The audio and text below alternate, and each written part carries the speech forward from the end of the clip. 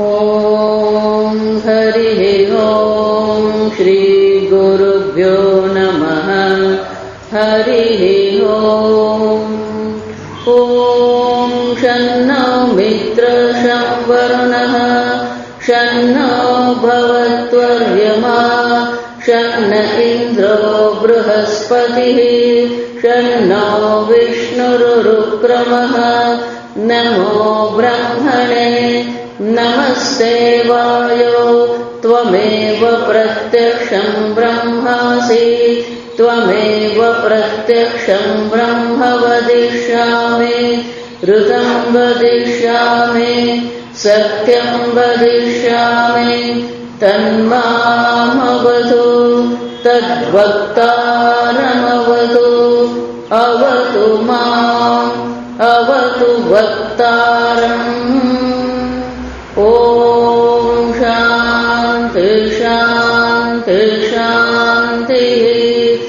ॐ सहनाववतु सहनौ भुनक्तु सह वीर्यं करवावहै तेजस्विनावधीतमस्तु मा विद्विषावहै।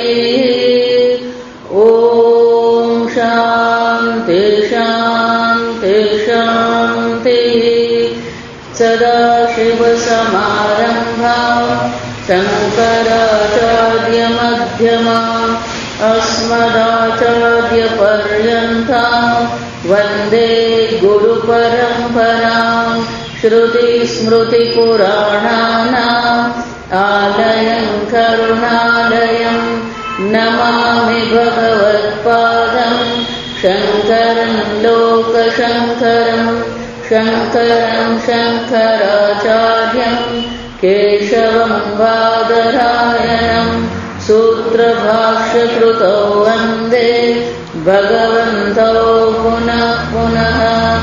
ईश्वरो गुरुरात्मेति मूर्तिभेदविभागिने व्योमवद्व्याप्तदेहाय दक्षिणामूर्तये नमः। निधये सर्वविद्यानां विशदे भवरोगिणां गुरवे सर्वलोकानां दक्षिणामूर्तये नमः। ॐ नमः प्रणवासाय शुद्धज्ञानैकमूर्तये निर्मलाय प्रशान्ताय दक्षिणामूर्तये नमः। मङ्गलं मे दिशतु विनायकः मङ्गलं मे दिशतु सरस्वती मङ्गलं मे दिशतु महेश्वरी मङ्गलं मे दिशतु सदाशिवः। पाना नंबर 57 श्लोक 23। जडात्मनि च देहादौ साक्षादीशो विविच्यते एष वै मोहिनी माया मायाशक्तिभिः महेशितुः अवस्थात्रयनिर्मुक्तः दोषादिभिरनाविलः ईशिक इव सन्मात्रः नग्रोधकणिकोपमः बाह्याद्बाह्यदलोन्मुक्त कदलीकन्दसन्निभः निरंशो निर्विकारश्च निराभासो निरञ्जनः पुरुषः केवलः पूर्णः प्रोच्यते परमेश्वरः।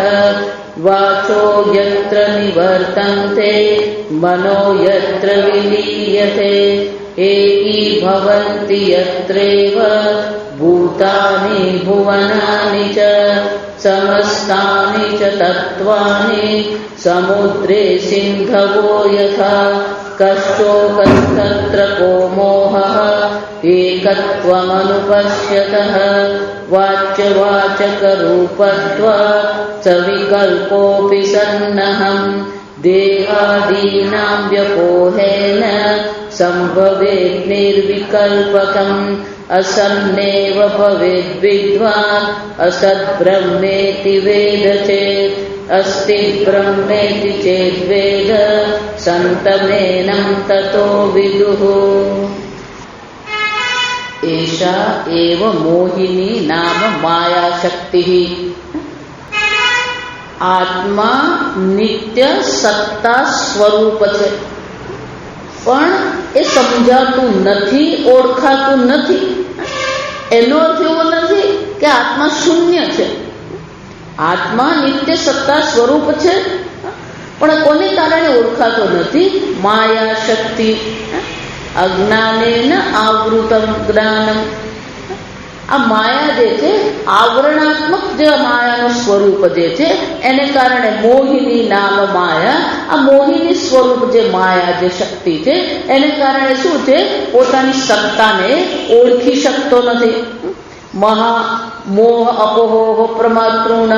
જ્યારે એનો આ મોહની નિવૃત્તિ થઈ જાય છે, પછી હું નિત્ય સત સ્વરૂપ આત્મા છું, એ જ્ઞાન એને થઈ જાય છે. અને એને શું કહેવામાં આવે છે? મોક્ષ કહેવામાં આવે. જાય તો કે આ આત્માનું સ્વરૂપ જે છે, એક એક પેલો શ્લોક યાદ રાખવાનો.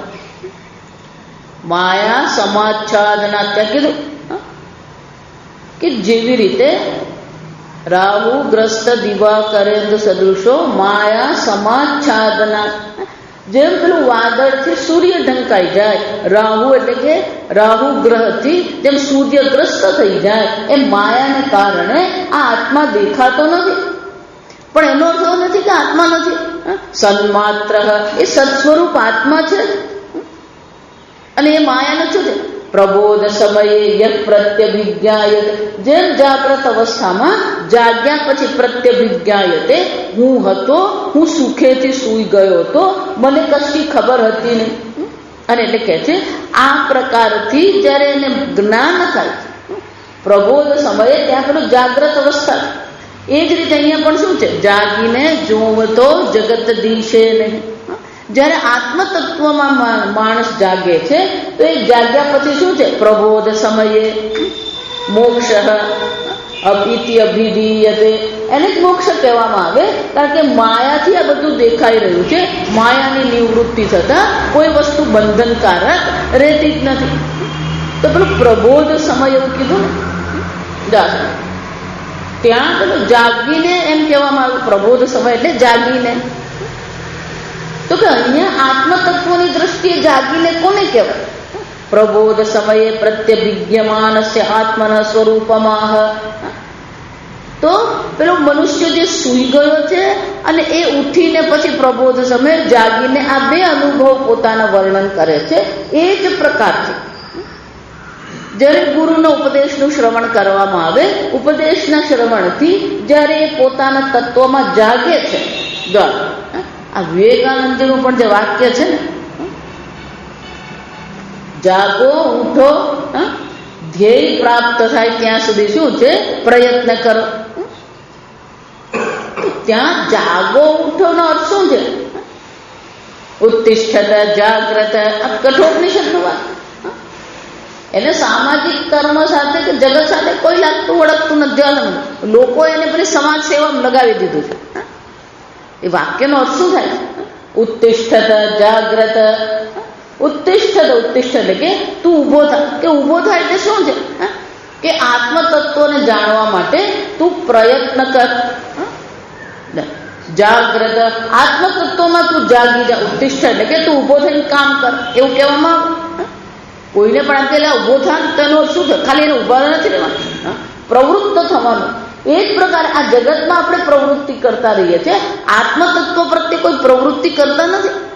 અને એટલે શું કહેવામાં? ઉત્તિષ્ઠ જાગ્રત. એ આત્મતત્વ જે છે, આત્મતત્વમાં તું જાગી જા. પ્રાપ્ય વરમ. શાના માટે? એ વરમ, એ પરમ પદની પ્રાપ્તિ થાય ત્યાં સુધી શું કરતો રે? તું પ્રયત્ન કરતો રે. જાગ્રત. તો આ પ્રકારથી પ્રત્યભિજ્ઞાન એમ જ્યારે કહેવામાં આવ્યું, તો જાગ્રત અને સુષુપ્તિ અવસ્થાનું દૃષ્ટાંત આપવામાં આવ્યું. હવે અહીંયા આગળ સુરેશ્વરાચાર્યજી આત્મતત્વમાં જાગવું કોને કહેવાય? તો એને માટે અનેક મંત્રો આપે છે.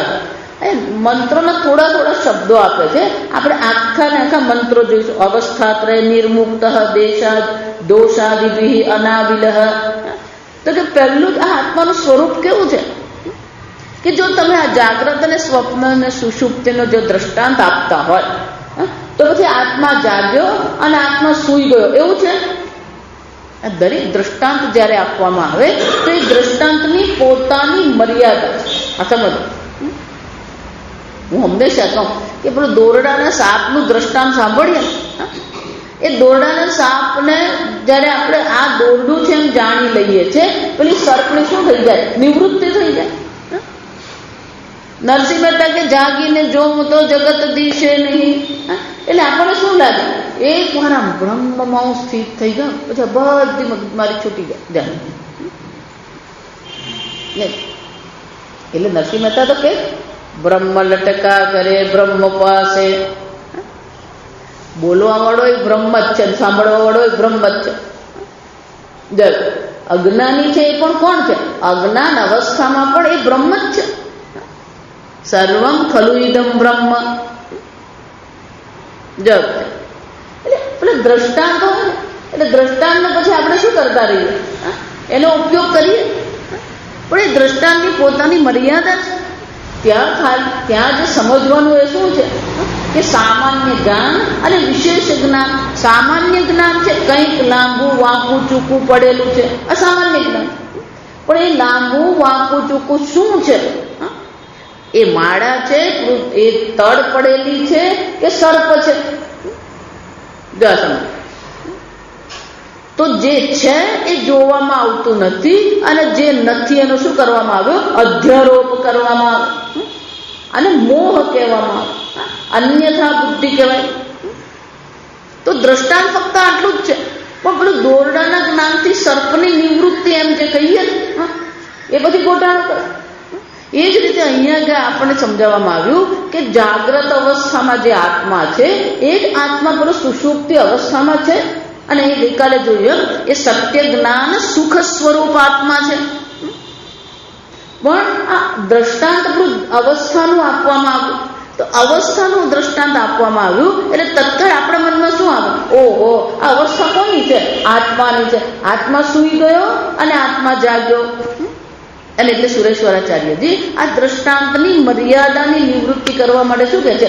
અવસ્થાત્રય નિર્મુક્ત. અવસ્થાત્રયની કોઈ પણ પ્રકારે એના પર અસર નથી. આત્મા જાગતો પણ નથી, આત્મા સ્વપ્ન જોતો નથી, આત્મા સૂઈ જતો પણ નથી. જ્યારે તમે એમ કહો છો કે હું સૂઈ ગયો તો ત્યારે પણ ખરેખર તમે તો શું છે? જો સમજો, આપણને એવું લાગે છે કે હું સૂઈ ગયો. એકવાર આપણો પ્રશ્ન ઉઠાવવામાં જા વિચાર પ્રશ્ન છે આપણે ગઈ વખતે આ જોઈ ગયા કે જ્ઞાન થયા પછી પેલું કારણ શરીર નથી. કારણ શરીર અવિદ્યારૂપ અનાદિ અનિર્વચનીય. અને અવિદ્યાની નિવૃત્તિ થઈ ગઈ તો પેલું કારણ શરીર શું છે? રહે જ નહીં. જો સમજ, પણ પ્રારબ્ધ કર્મને કારણે સ્થૂલ અને સૂક્ષ્મ શરીર રહે છે. જો વિચાર એ જ રીતે જ્યારે જ્ઞાની સૂઈ જાય છે તો કે સુષુપ્તિ અવસ્થા કેવી એની? જો વિચાર, આ વિચારવા જાગ્રતમાં એ વ્યવહાર કરે છે પણ વ્યવહાર કરતી વખતે એને ભાન છે, એ જ્ઞાન છે. નૈવ કિંચિત કરોમિ, હું કઈ કરતો નથી. ઇન્દ્રિયાણી ઇન્દ્રિયાર્થે સુવર્તન. આ ઇન્દ્રિયો ઇન્દ્રિયના વિષયોમાં પ્રવૃત્ત થતી રહે. સ્વપ્ન જ્યારે જુએ છે સુષુપ્તિ એની અવસ્થા. એટલે પહેલો પ્રશ્ન તો એ થાય જ્ઞાનીને સ્વપ્ન આવે કે નહીં આવે? કે જ્ઞાનીને સ્વપ્ન તો આવે છે. સ્વપ્ન પણ પ્રારબ્ધ છે. જો આ વિચાર, પણ એને જે સ્વપ્ન જે છે એ સ્વપ્નમાં કંઈક મેળવવાનું નથી કે કોઈ હર્ષ શોક ત્યાં નથી. સ્વપ્ન આવ્યું અને સ્વપ્ન ગયું. એ જ રીતે જ્ઞાનીને નિદ્રા ઊંઘ આવે કે ન આવે? જો આ વિચાર, ધારો કે કોઈ આપણે પ્રશ્ન પૂછે જ્ઞાનીને ઊંઘ આવે કે નહીં આવે તો શું જવાબ આપણે આપીએ? દક્ષિણામૂર્તિ સ્તોત્ર એટલે બહુ સરસ છે. આવા નાના નાના જે પ્રશ્નો હોય જેના પર આપણે ક્યારેય નજર કરતા જ નથી. એ કોઈ દિવસ એ સમજવાનો આપણે પ્રયત્ન જ નહીં કરીએ. તો કે જ્ઞાનીને ઊંઘ આવે કે નહીં આવે? પૂજ્ય સ્વામીજીને કોઈ પ્રશ્ન પૂછ્યો કે જ્ઞાનીને ઊંઘ આવે કે નહીં આવે? તો આ જગતમાં સારામાં સારી ઊંઘ જ્ઞાનીને જ આવે.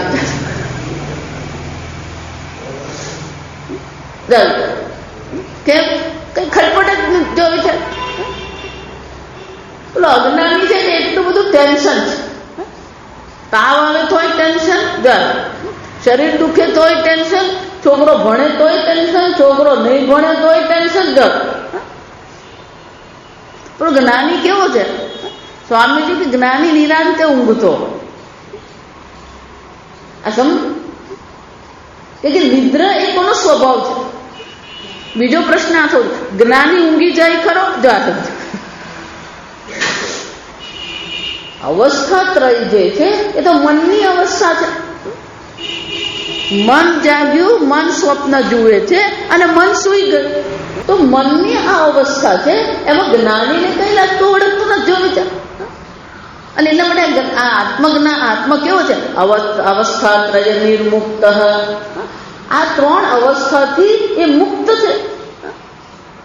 એટલું જ નહીં, ત્રણ અવસ્થાથી મુક્ત હોવા છતાં પણ ત્રણ અવસ્થામાં કેવો છે? અનુસ્યુત. આ શબ્દ જાણીતો. અનુસ્યુત શું છે? એ સર્વમાં વ્યાપ્ત છે. જાગવા વાળો જે છે એ જાગવા વાળાનો આત્મા તો કેવો છે? સચ્ચિદાનંદ. સ્વપ્ન જોવા વાળો છે એનો પણ આત્મા તો કેવો છે? સચ્ચિદાનંદ. સૂઈ ગયો એનો પણ આત્મા કેવો છે? સચ્ચિદાનંદ. એટલે માંડુક્યમાં શું કહ્યું? શાંતમ શિવમ અદ્વૈતમ. એ શાંત છે. જાગ્રત અવસ્થા છે ત્યારે પણ અદ્વૈત શાંત છે. સૂઈ ગયા પછી પણ શું છે? એક અદ્વિતીય શાંતમ શિવમ શાંતમ અદ્વૈતમ. જોયું છે? આમ આ અવસ્થા ત્રય જો અવસ્થા ત્રય છે, પણ એ મારી અવસ્થા છે એ પ્રકારથી શું છે? નિર્મુક્ત. એ મુક્ત છે. હું જાગ્યો અને હું સૂઈ ગયો એવો કોઈ પ્રકારનો ભાવ નથી ત્યાં. આમ નિર્મુક્ત. જો બે વસ્તુ છે. આ બે વસ્તુમાં ક્યારેક ગોટાળા નહીં કરે. એક આત્મા સચ્ચિદાનંદ સ્વરૂપ છે, અવસ્થા ત્રય મુક્ત છે. આ એક વસ્તુ. અજ્ઞાન અવસ્થામાં પણ આત્મા કેવો છે? આવો જ છે. પણ મુશ્કેલી ક્યાં છે? પ્રબોધ સમયે જન્મ. આ શબ્દ કેમ કેવો? પણ દરેક મનુષ્યએ પોતાના અજ્ઞાનની નિવૃત્તિ પોતે કરવી પડે. એટલે કીધું કર્મ કર્તરી પ્રયોગ. પોતે જ પોતાને ઓળખવાની જરૂર છે. પ્રત્યભિજ્ઞાયતે પ્રબોધ. જ્યારે એ આત્મજ્ઞાન એને થાય છે, જ્યારે આ મોહિની માયા જે છે એના આવરણની નિવૃત્તિ થાય છે, તો એ આવરણની નિવૃત્તિ તો શું કરવું પડે? મનુષ્યએ પોતે કરવું પડે. ગુરુ ગમે એટલો ઉપદેશ કરે, જો આ વિચાર. પણ તમે તમારા વિશે શું વિચારો છો એ મહત્વનું છે. ગુરુજી તો કહેતા જ ફરે તું સચ્ચિદાનંદ બ્રહ્મ છે. અમે 3.5 વર્ષનો કોર્સ કર્યો સ્વામિદયાનંદજી મારે, પ્રસ્થાનત્રયી ભણે. સ્વામીજી પેલું તત્વબોધ શરૂ કર્યું. તત્વબોધમાં છેલ્લે આવે કે આત્મા કેવો છે? બ્રહ્મ સ્વરૂપ છે, સચ્ચિદાનંદ સ્વરૂપ છે. અને પછી પેલું ત્યાં પેલું સમીકરણ છે, ચૈતન્ય વત્તા અવિદ્યા બરાબર જીવ, ચૈતન્ય વત્તા માયા બરાબર ઈશ્વર. તો કે જે ભેદ છે એ ઉપાધિનો ભેદ છે, સ્વરૂપતઃ તો શું છે? કોઈ ભેદ નથી. એટલે સ્વામીજી કે આ તત્વબોધના અંતમાં પણ હું એક તમને પુરવાર કરી આપું છું કે તમે કોણ છો? નિત્ય સર્વવ્યાપી સચ્ચિદાનંદ સ્વરૂપ આત્મા છો. બરાબર. સ્વામીજી કે હું 3.5 વર્ષ તમને ભણાવીશ. ભણાવ્યા પછી છેલ્લે દિવસે પણ શું કહેવાનું? જો તમે સચ્ચિદાનંદ સ્વરૂપ આત્મા છો. એટલે સ્વામીજી વચ્ચે શું કરવાનું?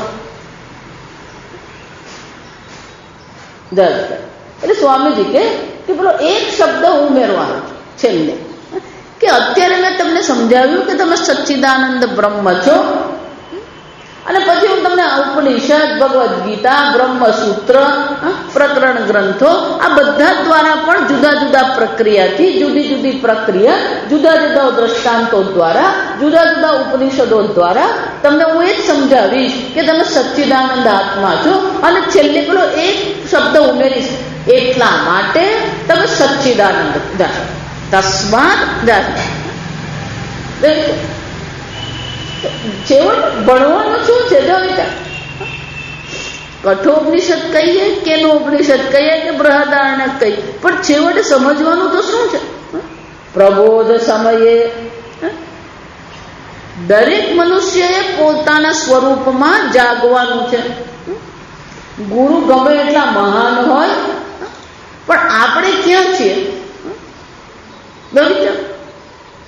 પ્રબોધ સમય એટલે કન્ડિશન શરત છે. જો અર્જુન પણ જ્યાં સુધી બોલ્યો નહીં ત્યાં સુધી ભગવાને પણ શું કરતા રહેવું પડે? ઉપદેશ કરતા જ રહેવું પડે. જો 18મા અધ્યાયમાં અર્જુન બોલ્યો નહીં હોત, નષ્ટો મોહ સ્મૃતિ લબ્ધ, તો ભગવાને શું કરવું પડ્યું હતું? અથ એકોનવિંશતિ અધ્યાય શ્રી ભગવાન ઉવાચ. આ સમજ એમ ગુરુજીએ પણ શું કરતા રહેવા? પેલો ઉપદેશ કરતા જ રહેવા. એમ ગુરુજી ક્યારે એવું કહી શકે ડોબો છે, સમજતો નથી, જા સમજ. ગુરુજી કહી શકે જ નહીં આ સમજ. ગુરુજીનું કામ જ એ છે કે ગમે તેવો શિષ્ય હોય એને તે સમજાવવાનું છે, તું સચ્ચિદાનંદ છે. વિચાર, છાંદોગ્ય ઉપનિષદ લઈએ, 6ઠ્ઠો અધ્યાય, શ્વેત કેતુ અને ઉદ્દાલક, આખ્યાયિકા બધાને જ ખબર. બધું કર્યા પછી પેલા પિતા ઉદ્દાલક પુત્ર શ્વેત કેતુને કે છે તત્વમસી. સ આત્મા તત્વમસી. એ આત્મા કોણ છે? તત્વમસી. અને એ આત્મા તું છે. આમ એક વાર કહ્યું એટલે પેલો કે પણ હજી મને સમજાયું નહીં. એટલે પિતાજી શું કરે? વળી પાછું પેલું બીજું દ્રષ્ટાંત લે અને પછી બધું સમજાવે, અને પછી શું કે અતઃ, અને એટલા માટે શું છે? આત્મા તત્વમસી. આ આત્મા શું છે? તજ્જગત કારણ બ્રહ્મ ત્વમસી.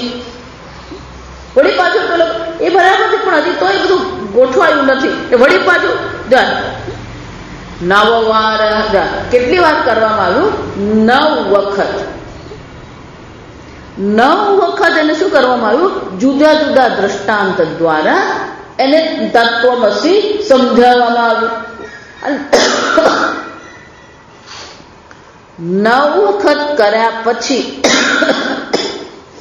એને સમજાઈ ગયું કે હું એ સદબ્રહ્મ છું. પુનઃ પુનઃ એને શું કહેવાય? પુનઃ એટલે શંકરાચાર્યજી કે પૌન પુણ્ય શ્રવણમ કુર્યાત. ઉપાય આટલો જ છે. સતત શું કરતા રહીએ? ફરી ફરી શ્રવણ કરતા રહીએ, અને શ્રવણ કર્યા પછી શું કરીએ? મનન કરતા રહીએ. જે પણ સાંભળ્યું હોય ઘરે જઈને 15 મિનિટ શું કરવાનું? એના પર મનન કરી જ લેવાનું. ભાગવત કહે છે જો શ્રવણ કર્યા પછી જો તમે મનન નહીં કરો તો શું થશે? હતમ શ્રુતમ. મનન નહીં કર્યું તો જે સાંભળવામાં આવ્યું છે બધું શું થઈ જાય? નાશ પામે. અદૃઢમ શ્રુતમ હતમ. જો એને મનન દ્વારા દ્રઢ કરવામાં નહીં આવે તો એ સાંભળેલું પણ શું થઈ જાય? ભૂલાઈ જાય. સંદિગ્ધ મંત્ર હત. શંકા સાથે જો જપ કરવામાં આવે તો એ જપ પણ શું થઈ જાય? નાશ પામે. આમ અદ્રઢ એને દ્રઢ કરવું પણ મનન દ્વારા શું કરવાનું? એનું ચિંતન કરીને ભલે 10 મિનિટ લઈએ, પણ 10 મિનિટમાં જે શ્રવણ કર્યું છે બધું પાકું કરી લઈએ. અને એટલા માટે અહીંયા પ્રબોધ સમયે, અને એટલે અહીંયા ખાલી શંકરાચાર્ય પ્રબોધ સમય એમ જ લખે છે, એટલે સુરેશ્વરાચાર્યજી બહુ સુંદર આપણને સમજાવી રહ્યા કે આત્મન સ્વરૂપમાં, આત્માનું સ્વરૂપ કેવું છે? અવસ્થાત્રય નિર્મુક્ત. એટલું જ નહીં, આ ઉપાધિના દોષાદિભિ, એ કોણ છે? અવસ્થાત્રયનો સાક્ષી છે. દેહાદિભિ દોષાદિભિ, આ દેહાદિના જેટલા પણ દોષો જે છે એ સર્વ દોષોથી પણ શું છે? અનાવિલ, અકલુષિત. કોઈ પણ પ્રકારના દેહાદિના જે દોષ જે છે એ દોષથી એ શું છે? લેપાયમાન થતો જ નથી. આ ચિંતન આપણે કરીએ કે દેહાદિના જે દોષ જે છે એને આત્મા સાથે શું છે? કોઈ સંબંધ નથી. આપણે ગુજરાતીમાં કહેવત છે, મારે એની સાથે નાવાને નીચોવાનો સંબંધ નથી. એમ આપણે પણ શું કહેવાનું? આ દેહાદી જે છે એની સાથે શું છે? મારે નાવાને નીચોવાનો કોઈ સંબંધ છે. આપણી ભાષાને બહુ મજા ને, પણ આ આજકાલના માતા પિતાઓને જે ઘેલું લાગેલું અંગ્રેજીમાં ભણાવ્યું. જોયું છે? કોણે કહ્યું અંગ્રેજી ભણે તો તારો દીકરો ડોક્ટર થાય? અંગ્રેજી ભણે તો જ સ્માર્ટ કહેવાય? જોયું છે?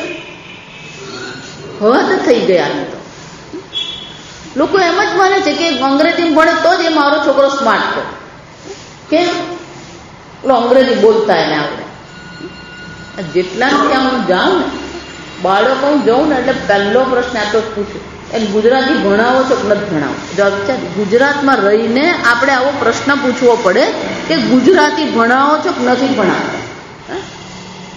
પણ એને એલિફન્ટ આવડતું હોય, કેમલ આવડતું હોય, ડોગ આવડતું હોય. આવું મજાક નથી કરતી, હકીકત કહું. વલસાડમાં એક પ્રોફેસર, મેનેજમેન્ટ કોલેજ પ્રોફેસર, મારા યંગ એકદમ યુવાન છે. મને કહે કે સ્વામિનીજી ક્યારેક હું કંઈક વાતો કરું ને તો પેલો વિદ્યાર્થી મને આવીને પૂછે, સાહેબ તમે શું કીધું કંઈ ખબર નહીં પડી. જો મને કે હું ગુજરાતીમાં કહું અને ગુજરાતીના કેટલાક શબ્દો આ લોકોને ખબર જ નથી. જોયું છે ને? તમે પરદેશમાં છો અને તમને ખબર નથી તો આપણે સમજી શકીએ. ગુજરાતમાં જ રહીને તમે ગુજરાતી નથી સમજી શકતા. વિચાર,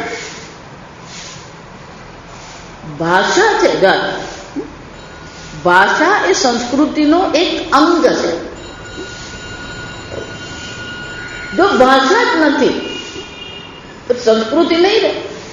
એટલે હું વારંવાર કહેતી રહું છું, કોઈને ત્યાં જાઉં પહેલું જ પૂછું કે ગુજરાતી આવડે છે? કારણ કે જે બધાને ત્યાં જઈએ ને એટલે મારા છોકરાને કેવું અંગ્રેજી સરસ આવડે ને એક બતાવવાને માતા પિતા શું કરતા? પ્રયત્ન કરતા. હું એટલા માટે કહું કે જો એક ગુજરાતી ભાષા આપણને ન આવડે અને ગુજરાતી ભાષા માટે જો આપણને ગૌરવ નથી, તો હું સચ્ચિદાનંદ છું, શું ગૌરવ થવાનું આપણને? આપણું ભાષા, આપણા દેશ પ્રત્યે જ આપણને ગૌરવ નથી, તો આપણા સ્વરૂપ પ્રત્યે તો શું આપણને ગૌરવ થવાનું? આપણા વેદ પ્રત્યે, આપણી સંસ્કૃતિ પ્રત્યે આપણને ગૌરવ રહેશે? વિચાર, પશ્ચિમના દેશનું કેટલું આંધળું અનુકરણ. આ ગમત અનુકરણથી આપણું કંઈ નહીં થાય. ત્યાંની સંસ્કૃતિ અલગ છે, ત્યાંના વિચારો અલગ છે, ત્યાંનું આર્થિક તંત્ર અલગ છે. ભારત દેશનું આર્થિક તંત્ર અલગ છે. એ ખોટું નથી, જો સમજ. પણ પરદેશના વિચારોથી આપણે શું થઈ અભિભૂત થઈ જઈએ. જો પરદેશના વિચારોથી અભિભૂત થતા હોઈએ તો પછી આ શાસ્ત્રના વિચારો જે છે, શાસ્ત્રનો જે ઉપદેશ છે એ આપણા પર કેટલો અસર કરી શકે. વિચાર, હું એટલે કહું કે ભલે તમે શ્રવણ કરો છો પણ તમે પોતાને કઈ રીતે ઓળખો છો? તમે પોતાના સ્વરૂપમાં જાગ્યા કે નહીં જાગ્યા? આ વિચાર. હું સચ્ચિદાનંદ બ્રહ્મ શબ્દ બોલવાથી કઈ નથી. આ તમારે વિચારવું જ પડશે. દેહાદિભિ અનાવિલહ, આ કોઈ પણ દોષ આત્મામાં નથી. જેટલા પણ દોષ દેખાઈ રહ્યા છે, દોષ જ નહીં જોવાના. ભગવાન બંને શબ્દ વાપરે.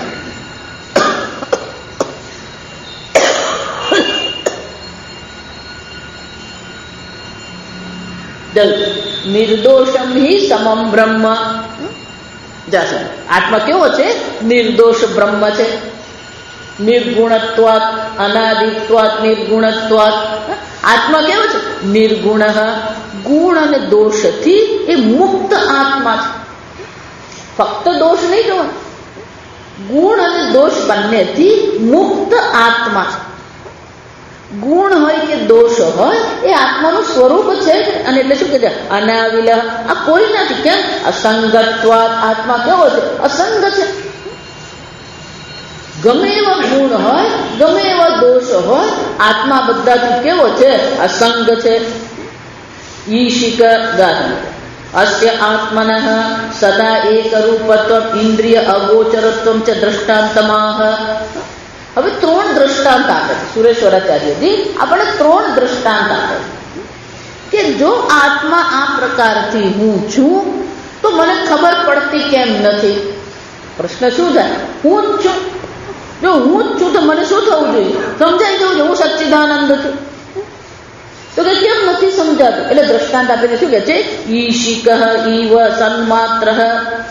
એટલે ટીકાકાર કહે છે કે ઈશિકા કોને કહેવાય? સૂક્ષ્મત્વ. આ આત્મા કેવો છે? સૂક્ષ્મ છે. ઇન્દ્રિય અગોચરત્વ દ્રષ્ટાંતમાહ.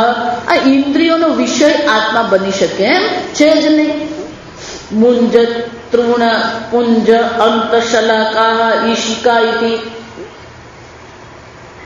કે ઈશિકા કોને કહેવામાં આવે? મુંજ તૃણ. આ પેલું ઘાસ જે છે, એ ઘાસની અંદર એનું પોતાનું શું છે? શલાકા. તો કે પેલું ઘાસ આપણને દેખાય છે, પણ એની અંદર જે શલાકા જે રહેલી છે એ આપણને દેખાતી નથી. પણ એ નથી દેખાતી એનો અર્થ એવો થયો કે એ નથી ત્યાં.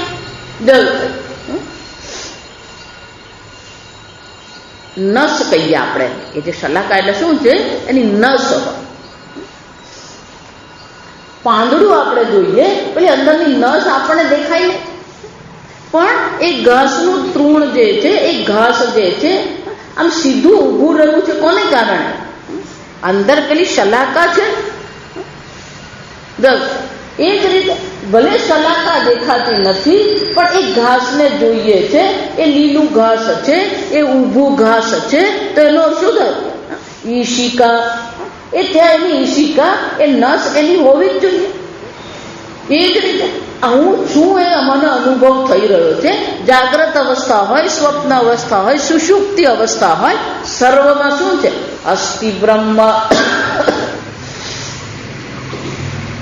તો પછી આ ગુરુજીનો ઉપદેશ કરવામાં આવી રહ્યો છે અને એ ઉપદેશ દ્વારા આ જ્ઞાન થઈ રહ્યું છે. તો પછી છે અસ્ય શબ્દસ્ય ઉભયલિંગત્વેન પુંસત્વેન નિર્દેશ. તો કે છે અહીંયા જે આત્મા વિશે કહેવામાં આવ્યું છે, એ આત્મા કેવો છે? તો કે છે નગ્રોધક કણિકા ઉપમઃ. એટલે કે છે કે આ આત્મા, જો આ બધા એક એક કાગળ કરીને આમાં બધા મંત્રો છે. ઈશિકા એવું કહેવામાં આવ્યું ને, તો ભાઈ મહાભારતનો આ શ્લોક છે. ઈશિકા ચ યથા મુંજત કશ્ચિત નિષ્કૃત્ય દર્શયે.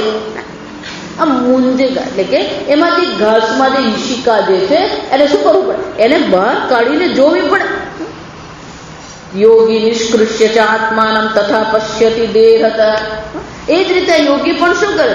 આ દેહાદિમાં જે આત્મા જાણે કે ઢંકાઈ ગયો છે, હું દેહ સ્વરૂપ નથી. આ મહાભારતમાં દર્શાવવામાં આવ્યું કે એ જે યોગી છે, એ યોગી શું કરે છે? નિષ્કૃષ્ય. આ સર્વથી મુક્ત, સર્વ ગુણ અને દોષથી મુક્ત આત્મા હું છું. એ પ્રકારથી શું કરે છે? એ આત્માને આ બધામાંથી અલગ કરે છે.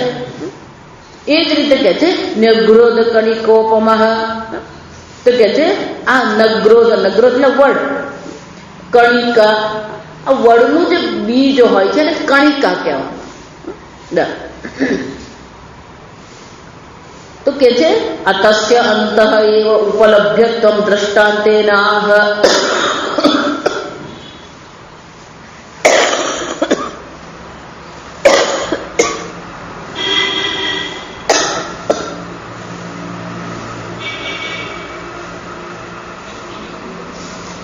હવામાં શું છે ખબર જ નથી પડતી. તમે બધા કેમ જીવો ખબર નથી.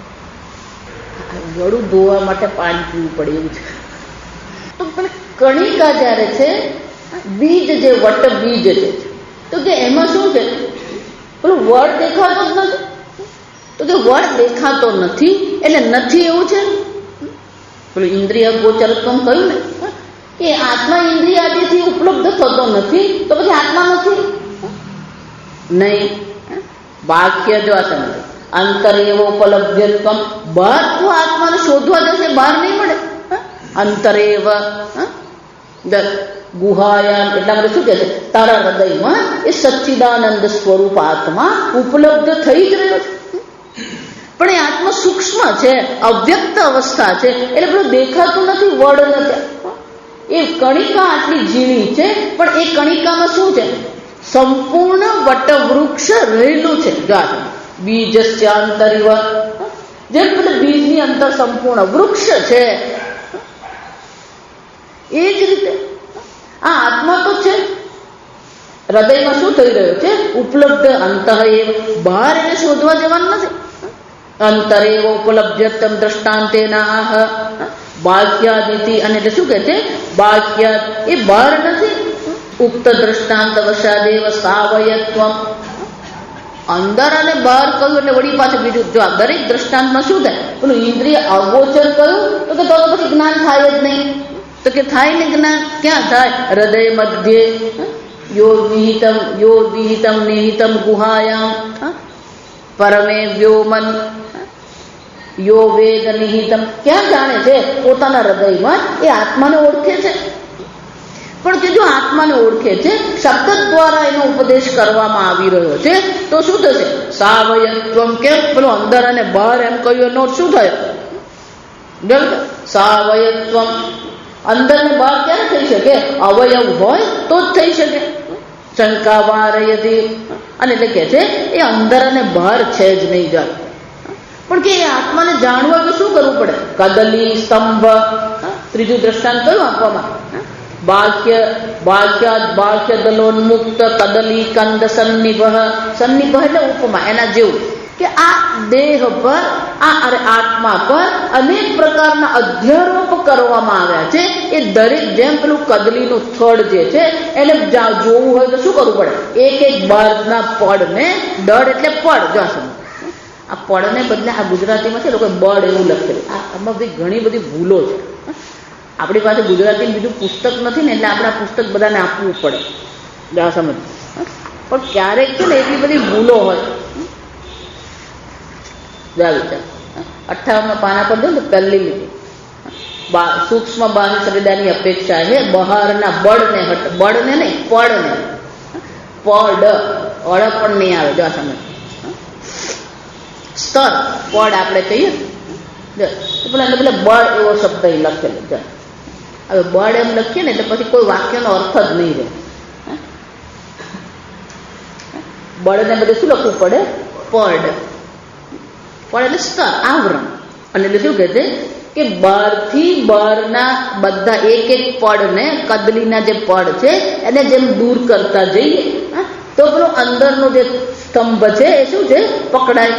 જો આપણે ત્યાં નથી, અહીં જો કે કેળ નથી, દક્ષિણ ગુજરાતમાં કેળ થાય છે પણ એનો ઉપયોગ નથી. આ સમય ખરેખર થડ ફેંકી નહીં દેવાનું, એ થડના પડ કાઢી નાખો એટલે અંદર તમને લગભગ 2 ઇંચનો ગુલાબી રંગનો થડ મળે. એમાં દરેક પ્રકારના પોષક તત્વો છે.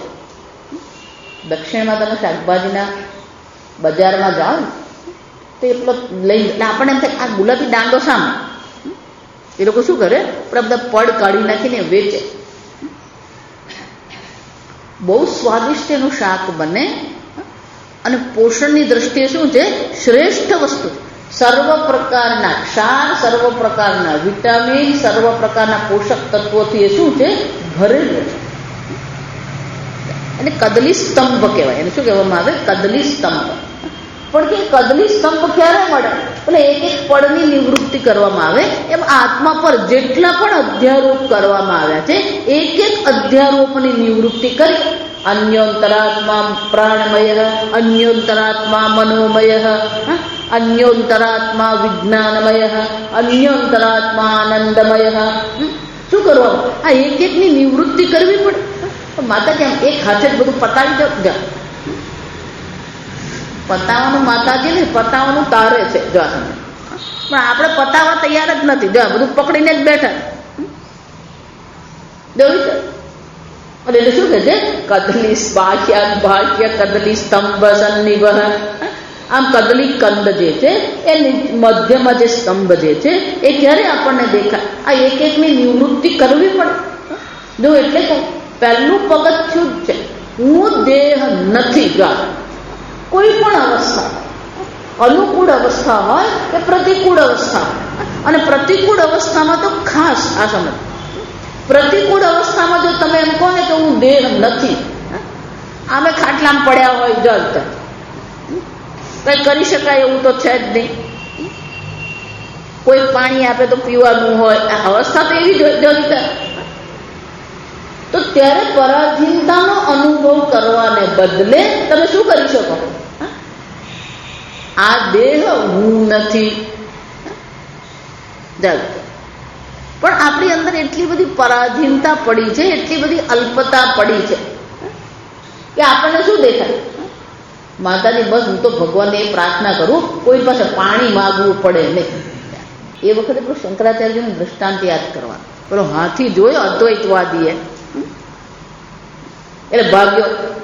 એટલે દ્વૈતવાદીએ તેને ઉત્સવ થઈ ગયો એના માટે. કેમ જોયું મારા, એ આખો દિવસ તમને અદ્વૈત કરતો રહે છે, આ સર્વ બ્રહ્મ કરતો રહે છે, પણ હાથીને જોઈને પહેલું કોણ ભાગ્યું, આ અદ્વૈતવાદી જ ભાગ્યો.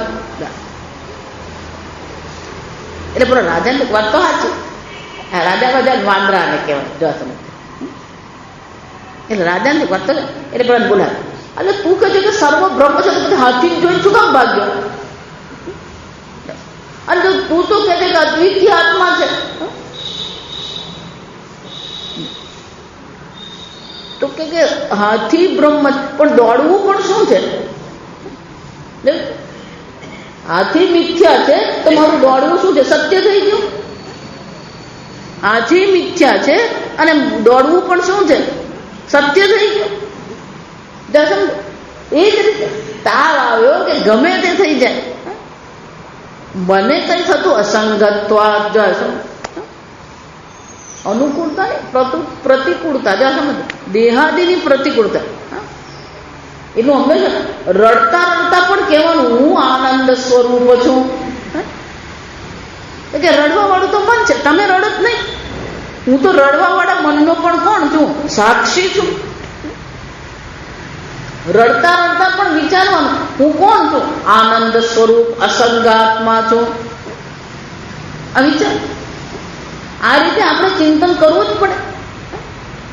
આ દેહાદિની અવસ્થા છે, આ મનની અવસ્થા છે. માટે મને ખોટું બહુ લાગે.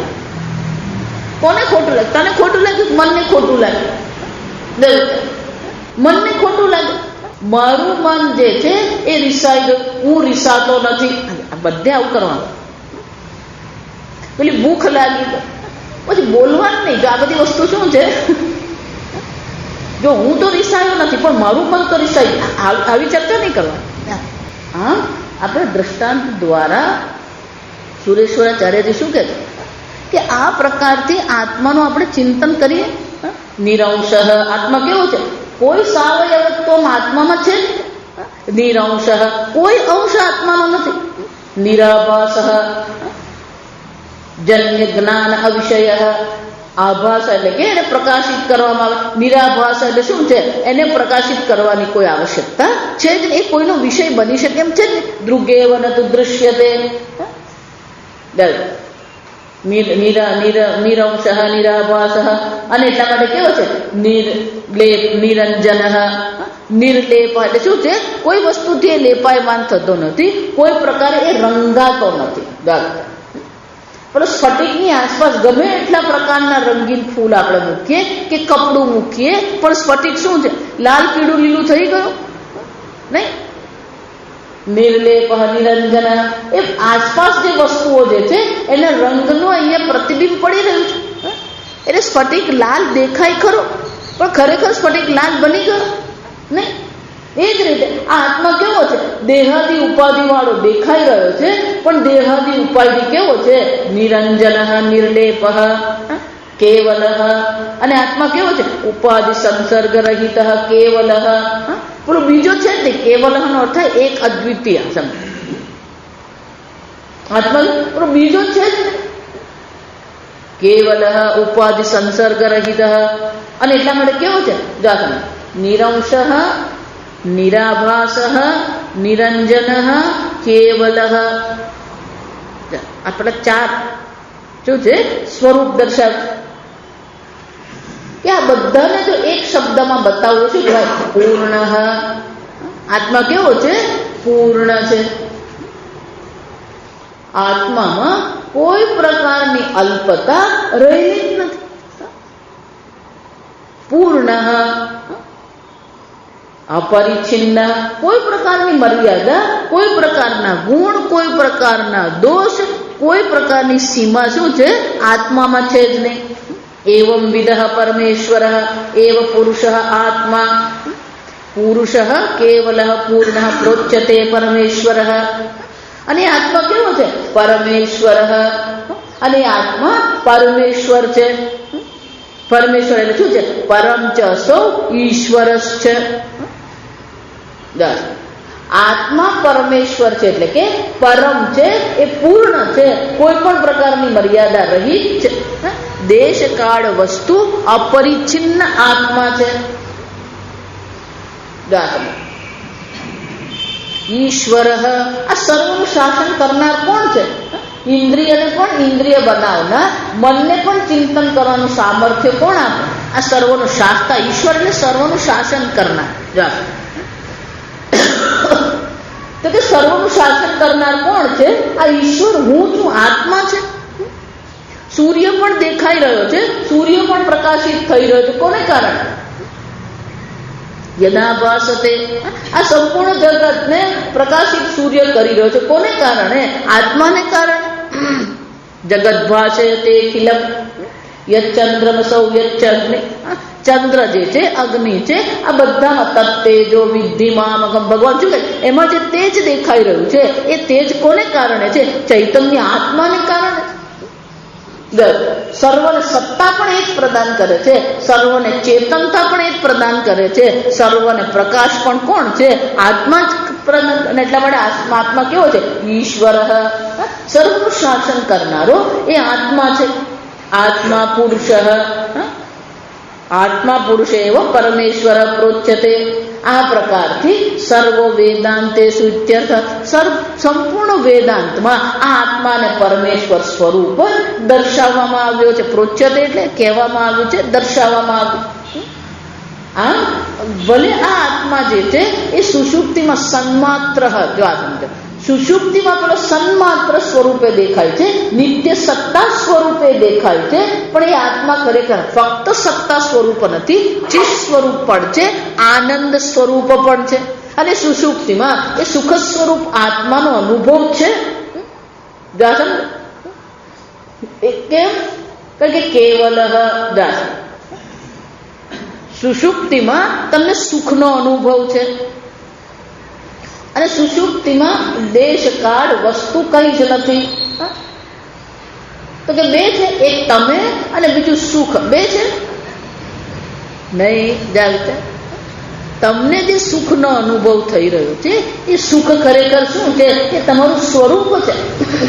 દાદા વિષયાદિ જન્ય સુખ એક વસ્તુ છે અને સ્વરૂપ સુખ શું છે? બીજી વસ્તુ છે. એટલે કહે છે કે સુષુપ્તિમાં જે સુખનો અનુભવ છે એ આનંદ સ્વરૂપ આત્મા છે. પહેલું તો હું છું એટલે સત. આનંદ સુખેથી સૂઈ ગયો તો એ સુખ એનું શું છે? સ્વરૂપ છે. અહમ કિમપી ન જાનામિ, મને કંઈ જ ખબર નથી. તો ચૈતન્ય સ્વરૂપ આત્મા પણ કેમ? કારણ કે કંઈ જ ખબર નથી એ પણ શું છે? જાણવા વાળો ચૈતન્ય સ્વરૂપ આત્મા છે. જો આ સમજ, આ ત્રણ વસ્તુ ત્યાં પુરવાર થાય. ફક્ત સત્તા નહીં, સત્તા તો પુરવાર થાય જ છે, પણ ચૈતન્ય પણ પુરવાર થાય છે. કારણ કે એ શું છે? હું આ જાણું છું કે હું કંઈ જાણતો નતો. તો એ જાણવા વાળો કેવો હોવો જોઈએ? ચૈતન્ય સ્વરૂપ હોવું. અને મને સુખનો અનુભવ થયો. તે સુખ ને હું બે ત્યાં છે જ નહીં, કેવલ એક જ છે. અને એટલા માટે ત્યાં આનંદનો પણ અનુભવ છે. એ આત્મા સંપૂર્ણ વેદાંતમાં આ પ્રકારથી આત્માને દર્શાવવામાં આવ્યો છે કે સર્વ પ્રકારના મર્યાદા રહી સચ્ચિદાનંદ સ્વરૂપ આત્મા છે. આગળ આપણે આવતીકાલે જોઈશું. મને એમ કે આજે બધા થઈ જશે, 3 જ થયા. ઓમ અસતો મા સદ્ગમય તમસો મા જ્યોતિર્ગમય મૃત્યોર્મા અમૃતંગમય. ઓમ પૂર્ણમદ પૂર્ણમિદં પૂર્ણાત પૂર્ણમુદચ્યતે પૂર્ણસ્ય પૂર્ણમાદાય પૂર્ણમેવાવશિષ્યતે. ઓમ શાંતિ શાંતિ શાંતિ.